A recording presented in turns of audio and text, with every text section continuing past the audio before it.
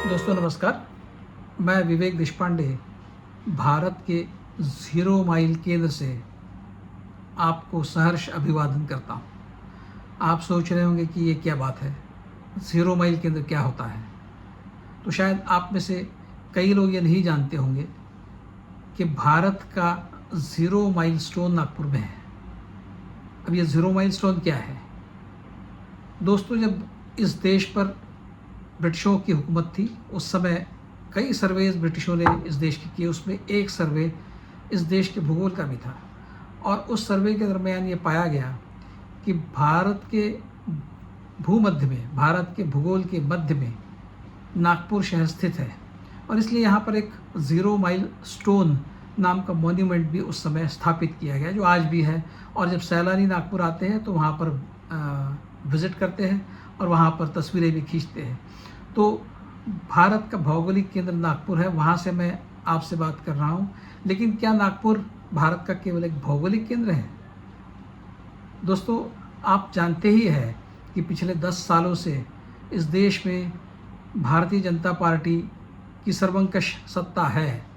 पूर्ण बहुमत के साथ पहली बार 2014 में भारतीय जनता पार्टी सत्ता पर काबिज़ हुई और तब से आज तक लगातार भारतीय जनता पार्टी सत्ता पर काबिज़ है। और जिस संस्था से भारतीय जनता पार्टी का उगम हुआ, जन्म हुआ, उस संस्था का ज़ीरो माइल स्टोन भी नागपुर में है। उस संस्था का उगम भी नागपुर में हुआ है, ये मैं कहना चाहता हूँ। सन 1925 में स्थापित राष्ट्रीय स्वयंसेवक संघ ये नागपुर स्थित मुख्यालय से काम करता है और राष्ट्रीय स्वयंसेवक संघ की जो कई ऑर्गेनाइजेशन की कई संस्थाएं हैं, संलग्न संस्था है, उसमें से एक भारतीय जनता पार्टी आज इस देश के सत्ता पर काबिज़ है। इसलिए दोस्तों जब हम 2024 के लोकसभा चुनाव की बात करते हैं तो नागपुर एक अहम भूमिका उसमें निभा रहा है, इसमें कोई शक नहीं। और जहाँ तक नागपुर के चुनाव का सवाल है, ये चुनाव और भी महत्वपूर्ण भाजपा के लिए हो जाता है, क्योंकि भारत के प्रधानमंत्री नरेंद्र मोदी के बाद भाजपा का जो सबसे लोकप्रिय चेहरा है, जिनको हम नितिन गडकरी के नाम से जानते हैं, वो नागपुर से चुनाव लड़ रहे हैं। इससे पहले 2 दफ़ा 2014 और 2019 में गडकरी एक बड़े मार्जिन के साथ 2.5 लाख से ऊपर की मार्जिन के साथ लगातार चुनकर आए हैं यहाँ से। गौरतलब यह है कि 2014 में पहली बार आम चुनाव में गडकरी खड़े रहे थे और चुनाव जीते थे। उससे पहले वो ग्रेजुएट्स कॉन्स्टिट्यूंसी, जो विधान परिषद की एक सीट होती है, उसके लिए चुनाव लड़ते थे। उसमें से वो कई बार चुनकर आए और वो विधान परिषद के जब सदस्य थे तभी जब भाजपा और शिवसेना की पहली सरकार महाराष्ट्र में स्थापित हुई थी। सन 1995 में भारतीय जनता पार्टी का शिवसेना के साथ में जो गठबंधन था, उसकी पहली सरकार जब महाराष्ट्र में स्थापित हुई, उस समय गडकरी जी उसमें पीडब्ल्यूडी मिनिस्टर के तहत काम कर रहे थे और उन्होंने जो शोहरत हासिल की, कई सारे मुंबई के फ्लाईओवर्स उन्होंने बनाए, मुंबई से पुणे जाने वाला एक्सप्रेसवे उन्होंने बनाया और कई इंफ्रास्ट्रक्चर प्रोजेक्ट्स उन्होंने बनाए, जिसके चलते गडकरी जी का नाम पूरे देश में लोग उनको पहचानने लगे, उनका नाम पूरे देश में पहुंच गया। उसके बाद 2014 में जब मोदी वेव इस देश में आई और भाजपा उस मोदी वेव के चलते सत्ता पर फिर से काबिज़ हो गई, उस समय गडकरी जी प्रधानमंत्री नरेंद्र मोदी के कैबिनेट के एक महत्वपूर्ण मंत्री के रूप में उन्होंने अपना काम शुरू किया। सड़क परिवहन मंत्री के नाते नितिन गडकरी जी का जो काम है उसकी सराहना बहुत लोग करते हैं और ये माना जाता है आमतौर पर कि गडकरी जी जो है वो नरेंद्र मोदी सरकार के सबसे एफिशिएंट मंत्री है। और इस शोहरत के नाते अगर देखा जाए तो नितिन गडकरी प्रधानमंत्री नरेंद्र मोदी के बाद इस देश में भाजपा के सबसे ज़्यादा लोकप्रिय मंत्री भी है, इसमें किसी को कोई शक नहीं। गडकरी जी अपनी बेबाक बयानबाजी के लिए भी जाने जाते हैं। कई बार ये जो बयान होते हैं, ये जो बातें वो कहते हैं, वो चुभती है खुद भाजपा को और भाजपा के शीर्षस्थ नेताओं को भी चुभती है, लेकिन गडकरी जी फिक्र नहीं करते। गडकरी जी को जो लगता है वो बोलते हैं और हमेशा कहते हैं कि मैं सत्ता में समाज के लिए आया हूँ, सत्ता में सत्ता के लिए नहीं आया।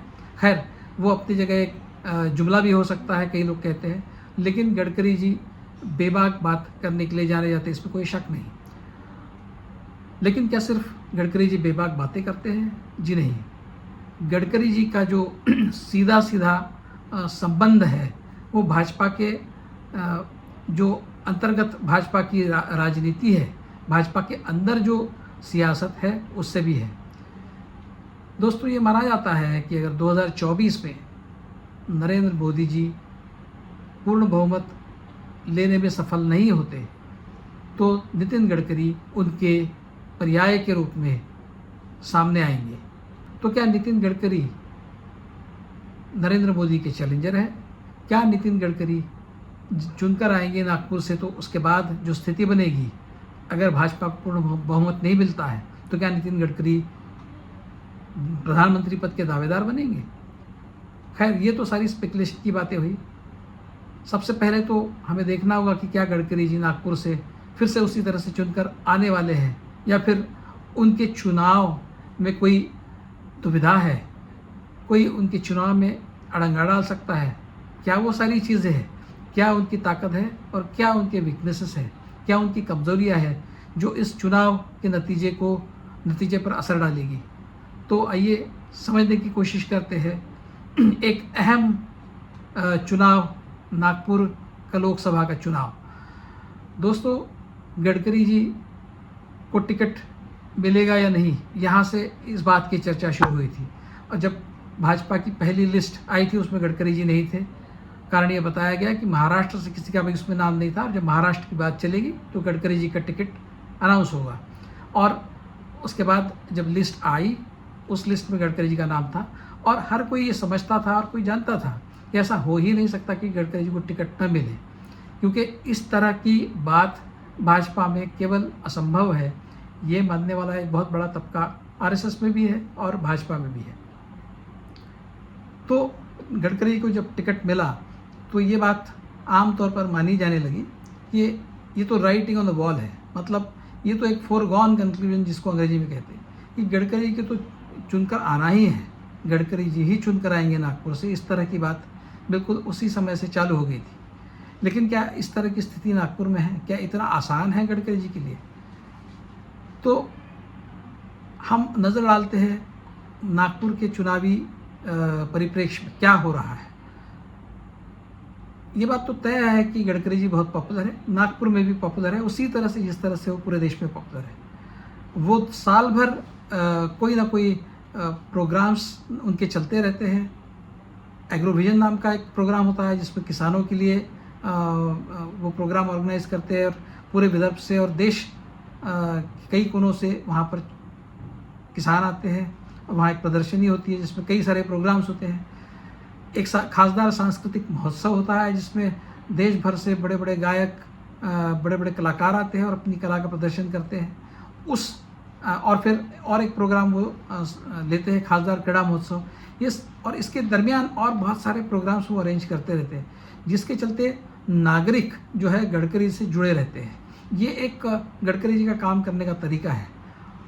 तो उनकी जो पॉपुलैरिटी है वो इन सारे प्रोग्राम्स के चलते भी बहुत नागपुर में बढ़ी है। लेकिन क्या कांग्रेस गडकरी जी को कोई चैलेंज पोज नहीं कर रही है? ऐसा नहीं है। कांग्रेस की तरफ से अब की बार पूर्व महापौर और नागपुर शहर कांग्रेस के लंबे अरसे से बने हुए अध्यक्ष जो है विकास ठाकरे, वो कांग्रेस के प्रत्याशी इस बार है। और ये माना जा रहा है कि विकास ठाकरे एक कड़ा मुकाबला प्रस्तुत करेंगे गडकरी जी के सामने। वो इसलिए कि पिछली बार जब गडकरी जी 2019 में चुनाव में खड़े थे उस समय उनके सामने थे आज के जो महाराष्ट्र के कांग्रेस के अध्यक्ष नाना पटोले। वो नाना पटोले जी ने काफ़ी वोट्स बटोरे थे, बावजूद इसके कि नाना पटोले ओरिजिनली भंडारा के हैं, जो नागपुर से दूर करीब 100 किलोमीटर के अंतर पर एक शहर है। एक भंडारा गोंदिया एक कंबाइंड एक कॉन्स्टिट्यूंसी है, उसको वहाँ से वो आते हैं। उसके बावजूद नागपुर में आकर उन्होंने गडकरी जी को एक अच्छा चैलेंज प्रस्तुत किया था, और उससे पहले जो कांग्रेस के चुनकर आए हुए जो नुमाइंदे थे यहाँ के, विलास मुत्तेमवार, उनको 2009 में करीब 3-3.5 लाख मत मिले थे, और नाना पटोले को 2019 में बावजूद इसके कि वो भंडारा गोंदिया से आते थे 4.5 लाख से ऊपर मत मिले थे। तो उसी सब मतलब कहने का मतलब है कि कांग्रेस आज भी नागपुर में बहुत स्ट्रांग है, और नागपुर में कांग्रेस ज़्यादातर स्वतंत्रता के बाद कांग्रेस ही चुनकर आई है। सिर्फ एक बार 1996 में अगर गलत नहीं हूँ तो बनवारीलाल पुरोहित भाजपा से पहली बार चुने हुए सांसद यहाँ के थे, और बनवारीलाल पुरोहित मूलतः कांग्रेस के थे, वो भाजपा में आ गए थे। राम मंदिर के उस एजिटेशन के दरमियान वो भाजपा में आ गए थे, और वहाँ से नागपुर से चुनकर भी आए थे। उसके बाद फिर से एक बार सिलसिला चला कांग्रेस के प्रत्याशी का चुनकर आने का, और वो विलास मुत्तेमवार 3 बार उसके बाद नागपुर से चुनकर आया, और फिर 2014 में वो सिलसिला टूटा। गडकरी जी पहली बार भाजपा के कैंडिडेट के तौर पर चुनकर आए, और 2019 में वो सिलसिला जारी रहा। तो क्या अब 2024 में भी वो सिलसिला जारी रहेगा? विकास ठाकरे गडकरी के मुकाबले में उतने कद्दावर नेता नहीं है। वो नागपुर के महापौर थे, शहर कांग्रेस के अध्यक्ष हैं, बस इतनी ही उनकी पहचान है। और वो नागपुर पश्चिम, ये जो नागपुर की 6 असेंबली सेगमेंट्स है उसमें से एक नागपुर पश्चिम है, उसमें पिछले चुनाव में वो चुनकर आए हुए कांग्रेस के एमएलए भी हैं। नागपुर की 6 कॉन्स्टिट्यूंसी में से 2 कॉन्स्टिट्यूंसी में कांग्रेस के प्रत्याशी चुनकर आए थे 2019 के असेंबली इलेक्शन में। उसमें एक नितिन राउत है जो नागपुर नॉर्थ, नागपुर उत्तर से चुनकर आए थे, और नागपुर पश्चिम से चुनकर आए थे विकास ठाकरे। तो उनका काफ़ी लंबा अनुभव है, लेकिन वो गडकरी के मुकाबले में उस कद के नेता नहीं, ये बात स्पष्ट है। लेकिन चुनाव में कई ऐसे फैक्टर्स होते हैं जो काम करते हैं, और एक कितना भी बड़ा एक कद्दावर नेता हो, कई बार उनके खिलाफ भी बात जाती हुई हमें चुनाव में दिखती है। तो क्या इस बार कांग्रेस की तरफ से गडकरी कोई एक बड़ा मुकाबला खड़ा होगा? ये प्रश्न बहुत लोगों के दिमाग में है। जब चुनाव अनाउंस होने से पहले इस तरह की भी चर्चा थी कि शायद कांग्रेस गडकरी जी को नागपुर में वॉकओवर दे, ताकि गडकरी नरेंद्र मोदी को एक चैलेंज पोज करे, गडकरी जी को मौका दिया जाए कि वह नरेंद्र मोदी को काउंटर बनकर खड़े रहे, उनको इंडिया अलायंस का एक कैंडिडेट बनाकर नागपुर में प्रत्याशी बनाने की बात भी उद्धव ठाकरे, जो शिवसेना उद्धव ठाकरे के अध्यक्ष हैं, उन्होंने कही थी। उसको डिसमिस कर दिया था गडकरी जी ने, और कहा था कि ये बचकानी बात है, मैं कभी भाजपा छोड़कर जा नहीं सकता, मैं कुएं में कूद जाऊंगा लेकिन भाजपा नहीं छोड़ूंगा। इस तरह की बात गडकरी जी ने पहले भी कही है, तो वो सवाल ही नहीं था। लेकिन अपोजिशन जो है, विपक्ष जो है, उनको देखना चाहता है नरेंद्र मोदी का एक मुकाबला, एक नरेंद्र मोदी का एक चैलेंजर भाजपा में वो बनकर उभरे, इस तरह का एक चित्र बनते हुए विरोधी पक्ष जो विपक्ष वो भी देखना चाहता है।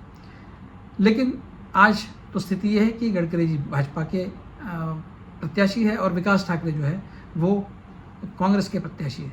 एक तरह से देखा जाए तो विकास पुरुष बनाम विकास ठाकरे, इस तरह का एक कंटेस्ट हम नागपुर में देख रहे हैं। अब विकास ठाकरे जो है, उनकी ताकत है कांग्रेस के परंपरागत वोट, जो नागपुर में आज भी काफ़ी तादाद में बने हुए हैं।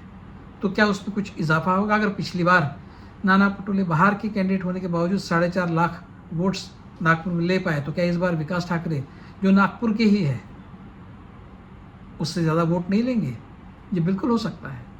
अब कई लोग इसके चुनावी गणित लगाते हैं। कांग्रेस के लोगों का ऐसा कहना है कि नागपुर में कुनबी वोट लगभग 5 लाख है, दलित वोट लगभग 3-3.5 लाख है, हलवा वोट लगभग, हलवा एक कास्ट होती है जिसको वीवर कम्युनिटी कहते हैं, वो कास्ट होती है, उसके वोट लगभग 2.5 लाख हैं, और मुस्लिम वोट है लगभग 3 लाख। इस तरह से करीब 10-12 लाख वोट्स ऐसे हैं जो कांग्रेस के पक्ष में बहुत ज़्यादा मात्रा में जा सकते हैं। ये कांग्रेस का एक गणित है। और कांग्रेस जो है अब की बार डोर टू डोर कॉन्टेस्ट में लगी है, बहुत ज़्यादा बड़ी रैलियाँ वगैरह वो निकाल नहीं रही है। और नितिन गडकरी जो है उनका जो कैंपेन है वो बड़े स्केल पर नागपुर शहर में चल रहा है। वो भी डोर टू डोर जा ही रहे हैं, वो भी बस्तियों में जा रहे हैं, लेकिन उनका जो उस कैंपेन का जो स्केल है वो बहुत बड़ा है। तो अभी ये जो एक असिमेट्रिक वॉर है, असंतुलित एक लड़ाई नागपुर में दिखाई दे रही है, वो किस तरफ जाती है ये देखना होगा।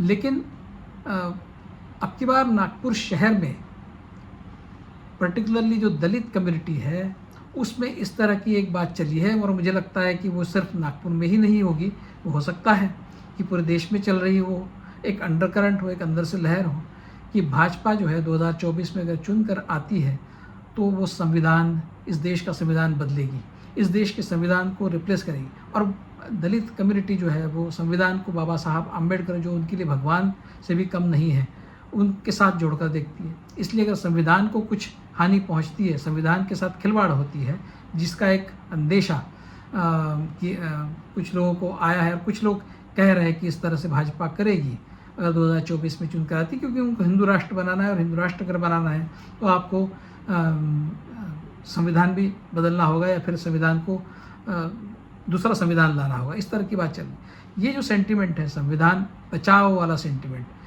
बाबा साहब का संविधान बचाओ, ये जो सेंटिमेंट है ये बहुत डीप सीटेड, बहुत अंदर तक सतह से बहुत नीचे पहुंच गया है। इस तरह की खबरें दलित कम्युनिटी में से, मुसलमान जो है उनमें से भी इस तरह की खबरें आती हुई हम सुन रहे हैं।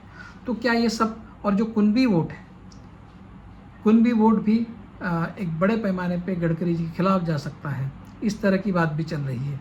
वो इसलिए कि कुणबी जो है वो खासे नाराज़ है। जो मराठा कुणबी एजिटेशन एक चल रहा है, एक आंदोलन महाराष्ट्र में चल रहा है, उसके चलते कुणबी बीजेपी से, भाजपा से खफा है। इस तरह का भी एक माहौल है। क्या वो एक्चुअली इस तरह से स्थिति है, क्या वो कुणबी वोट्स सचमुच भाजपा के खिलाफ जाएंगे, ये तो चुनाव के नतीजे आने पर ही पता चलेगा। लेकिन इस तरह का वातावरण तो बना है, इसमें कोई शक नहीं।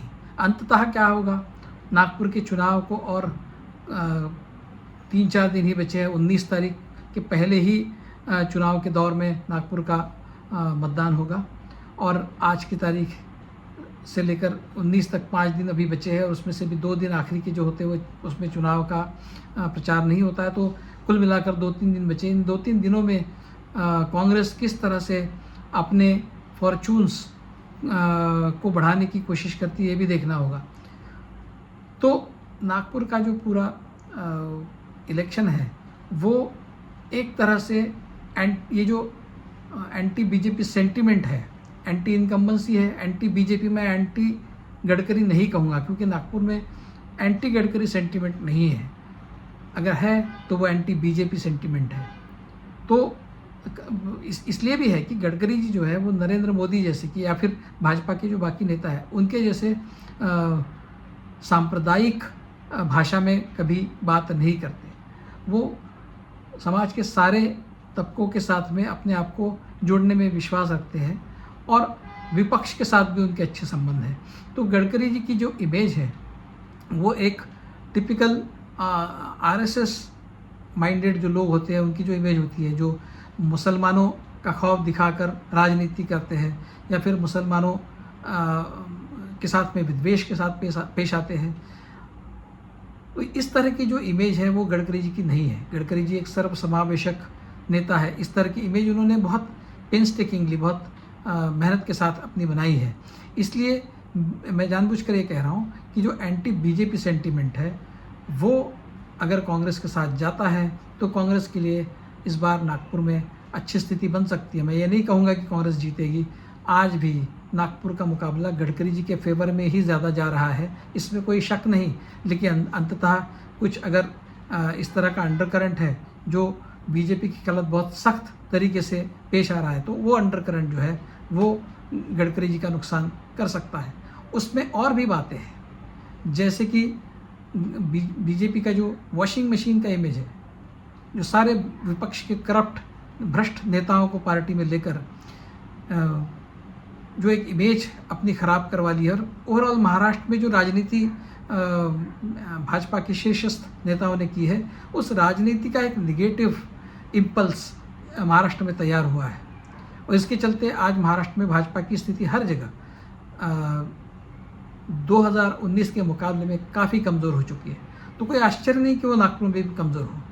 मैं फिर से एक बार कहूँगा, वो गडकरी जी की वजह से नहीं, भाजपा की वजह से, भाजपा की राजनीति की वजह से, और भाजपा के सांप्रदायिकता और भाजपा के संविधान विरोधी एक इमेज की वजह से बना हुआ सेंटिमेंट है, जो शायद कांग्रेस के काम आ सकता है और भाजपा के खिलाफ जा सकता है। तो क्या ये बात बड़े ज़ोरों शोरों से नागपुर के चुनाव में प्रस्तुत होगी? क्या वोटर इन सारी बातों से इन्फ्लुएंस होकर सचमुच नितिन गडकरी जो एक लोकप्रिय नेता है उनके खिलाफ वोट करेंगे? ये एक बहुत बड़ा सवाल है। इसके अलावा कॉन्स्पिरेसी थियरीज भी बहुत सारी चलती हैं, उनको हम कितनी तवज्जो दें ये हमारा अपना एक पर्सनल डिसीजन होगा, लेकिन ये भी माना जा रहा है कि अगर गडकरी जी किसी भी तरह से चैलेंजर बन के उभरते हैं नरेंद्र मोदी को, और एक प्राइम मिनिस्टर कैंडिडेट करके 2024 के इलेक्शन के बाद वो एक सामने आते हैं, तो नरेंद्र मोदी जी उस बात को रूल आउट करने की दृष्टि से क्या नितिन गडकरी जी के खिलाफ नागपुर में कोई योजना बनाएंगे? क्या वो ये इंश्योर करेंगे कि गडकरी जी यहाँ से न जीते? इस तरह के सवाल भी समाज में आज पूछे जा रहे हैं। इसके लिए लोगों को आप दोष नहीं दे सकते। जिस तरह की राजनीति नरेंद्र मोदी और अमित शाह, ये जो भाजपा के दो शीर्षस्थ नेता हैं, वो करते हैं, उस राजनीति के जो भी आयाम हैं उनको देखते हुए, उस तरह की राजनीति को देखते हुए लोग अगर इस तरह का विचार करने पर आमादा है, तो इसका दोष लोगों पर नहीं जाता, इसका दोष जाता है नरेंद्र मोदी और अमित शाह को। क्योंकि महाराष्ट्र में जिस तरह की राजनीति उन्होंने की है, जो पूरा उधेड़ बुन जिसको कहते हैं, उस तरह का एक सिनेरियो नागपुर में बन गया है, उसके लिए वही जिम्मेदार है। तो क्या वो ये नहीं कर सकते कि वो गडकरी जी के खिलाफ कुछ इस तरह की योजना बनाए कि गडकरी जी एक ऑप्शन के रूप में, एक चैलेंजर के रूप में उभरे ही ना? इस तरह के कॉन्स्पिरेसी थियरीज़ भी चल पड़ी है। मुझे लगता है वो थोड़ा सा एक तरह से एक ओवर रिएक्शन होगा। मुझे नहीं लगता इस तरह से कुछ मोदी जी या फिर अमित शाह करेंगे, क्योंकि इस तरह से कोई भी एक षड्यंत्र जिसको हम कह सकते हैं, अगर गडकरी जैसे नेता के खिलाफ बुना जाए, तो वो सिर्फ भाजपा को नहीं, गडकरी को नहीं, वो नरेंद्र मोदी और अमित शाह के लिए भी एक बहुत बड़ा झटका हो सकता है। इसलिए शायद इस तरह की कोई बात न हो और ये केवल एक स्पेकुलेशन हो, ऐसा मानने के लिए बहुत स्कोप है।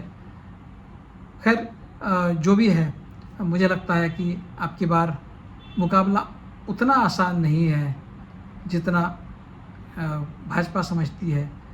गडकरी जी के समर्थक हैं, वो मानते हैं कि गडकरी जी अब की बार 5 लाख वोटों से जीत जाएंगे, जिसकी कोई संभावना नहीं बन रही है।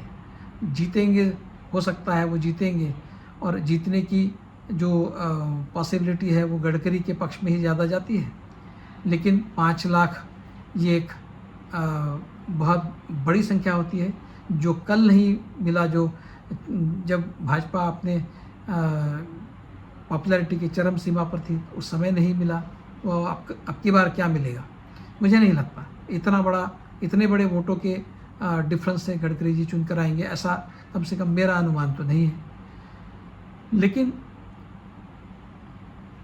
सारी बातों का एक जो निचोड़ है वो ये है कि भले ही गडकरी जी अपने काम से अपनी पॉपुलैरिटी को बनाने में सक्सेसफुल हुए हो, लेकिन भाजपा की जो नेशनल पॉलिटिक्स का जो भाजपा का खेल है और उसका जो एक निगेटिव इम्पैक्ट है वो गडकरी जी को नुकसान पहुंचा सकता है। इस तरह की स्थिति नागपुर में है, उनकी वजह से, उनके खुद की वजह से नहीं, लेकिन उनके पार्टी की जो राजनीति है जिसकी वजह से एक निगेटिव इम्पल्स, एक निगेटिव इम्पैक्ट बना है, वो शायद उनको थोड़ा सा नुकसान पहुंचाए तो किसी को आश्चर्य नहीं होगा। लेकिन जहाँ तक नागपुर के विकास का सवाल है, गडकरी जी काफ़ी पॉपुलर है। हालांकि कई ऐसी बातें हैं जिसके चलते उन पर कई तरह के आरोप भी लगे हैं। नागपुर में उन्होंने एक बहुत बड़ा फव्वारा एक नागपुर के झील में खड़ा किया था जिसके ऊपर करोड़ों रुपए, सैकड़ों करोड़ों रुपए खर्च हुए और वो आज बंद पड़ा है। वो इसलिए कि वो उसको एक नेचुरल दलदल के रूप में उस झील और उसके आसपास के एरिया को डिक्लेयर किया गया था और वहाँ पर बगैर परमिशन के ये खड़ा किया गया और आज वो बंद पड़ा है। उसी तरह से कुछ इंफ्रास्ट्रक्चर के प्रोजेक्ट से जो गडकरी जी खड़े करना चाहते थे वो नहीं कर पाए, क्योंकि जो पर्यावरणवादी लोग हैं उन्होंने उसको विरोध किया। उसके लिए हज़ारों पेड़ काटने का एक प्रपोज़ल था जिसको विरोध हुआ, लोग कोर्ट में गए और वो सारी बातें अभी ठंडे बस्ते में पड़ी है, वो प्रोजेक्ट्स आगे नहीं जा पाए। नागपुर के विकास में गडकरी जी का जो जिसको हम एक कन्वेंशनल डेफिनेशन विकास की है, सड़कें, फ्लाईओवर्स, पानी और बिजली और इस तरह की जो फैसिलिटीज़ है, सैनिटेशन, इन सारी बातों पे गडकरी जी का अच्छा योगदान है, ऐसा मानने वाला एक बहुत बड़ा सेक्शन है। हालांकि एक सेक्शन ये भी मानता है कि सीमेंट रोड्स जैसी बातें जो है वो विकास का मॉडल नहीं हो सकती, वो आदर्श विकास का मॉडल नहीं हो सकती, लेकिन आम तौर पर लोग उसे पसंद करते हैं, ये भी एक सच्चाई है। उसके ऊपर एक अलग डिबेट हो सकता है, लेकिन 100 बातों की एक बात यह है कि इन सारी बातों से लोग प्रभावित होते हैं, हुए हैं और वो गडकरी जी के पक्ष में जाता है। तो कुल मिलाकर उनके व्यक्तिगत कार्य, व्यक्तिगत उनकी जो इमेज है वो तो उनको नुकसान नहीं कर सकती, इसमें कोई शक नहीं, लेकिन भाजपा की राष्ट्रीय जो नीतियाँ है और राष्ट्रीय जो सियासत है उसके जो निगेटिव परिणाम है, उसके जो दुष्परिणाम हैं वो शायद गडकरी जी के लिए महंगे साबित हो सकते हैं। वो कितने महंगे साबित होंगे? क्या वो इतने महंगे साबित होंगे कि गडकरी जी को नागपुर से चुनाव हारने की नौबत आ जाए? इस तरह की स्थिति कम से कम आज सतह पर तो नहीं दिख रही है। अगर गडकरी जी किसी भी तरह से नागपुर के चुनाव में आहत हो जाते हैं तो ये सिर्फ गडकरी जी के लिए नहीं, भाजपा के लिए एक बहुत बड़ा झटका होगा। लेकिन आज तो गडकरी जी अच्छी स्थिति में नज़र आ रहे हैं, इसमें कोई शक नहीं। धन्यवाद।